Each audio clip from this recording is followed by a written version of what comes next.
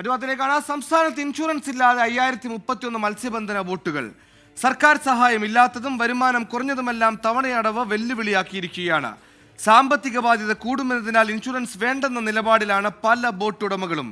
Insurance എടുത്താലും അപകടം സംഭവിച്ചാൽ നഷ്ടപരിഹാരം ലഭിക്കുന്നില്ലെന്ന പരാതിയും പരക്കെയുണ്ട്.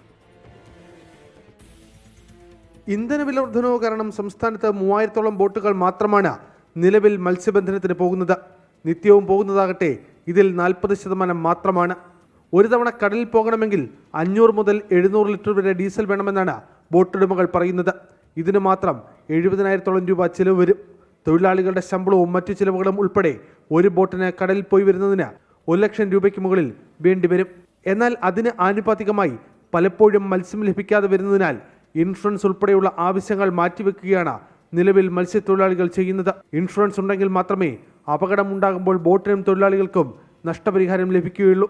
എന്നാൽ പലപ്പോഴും അപകടമുണ്ടായാൽ പോലും ഇൻഷുറൻസ് നഷ്ടപരിഹാരം ലഭിക്കുന്നില്ലെന്നും മത്സ്യത്തൊഴിലാളികൾ പറയുന്നു. ഡാമേജിന് 17,000 രൂപയുടെ കൊട്ടേഷനും എസ്റ്റിമേറ്റൊക്കെ വാങ്ങിച്ചു കൊടുത്തു.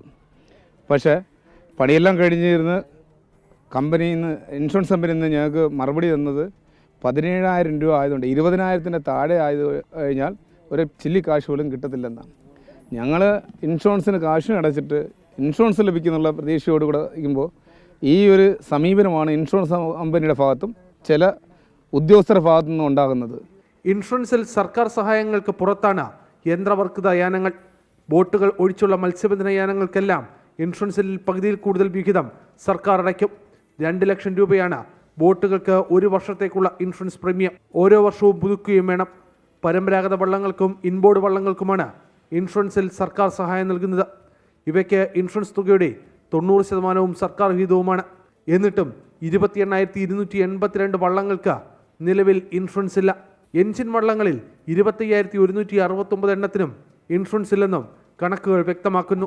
അപ്പോഴത്തേക്ക് ഞാൻ ആ ഇൻഷുറൻസ് കമ്പനിയിൽ വിളിച്ചപ്പോഴത്തേക്ക് അവർ പറയാം ഞങ്ങൾ ഗവൺമെൻറ്റുമായിട്ട് ടൈപ്പ് വള്ളവും എഞ്ചിനുമായിട്ടുള്ള. ഞാൻ അന്നേരം പറഞ്ഞു അത് നിങ്ങളുടെ ടൈപ്പ്, ഞങ്ങൾക്ക് തന്നിരിക്കുന്ന പോളിസി 2 ലക്ഷമാണ്, അതിന് ഞങ്ങൾക്ക് ക്യാഷ് തന്നേ പറ്റുള്ളൂ, അവർ തരത്തില്ലെന്നാണ് പറയുന്നത്. ഇൻഷുറൻസ് ഇല്ലാത്ത ബോട്ടുകൾ കൂടുതലുള്ളത് എറണാകുളം ജില്ലയിലാണ്. 1748.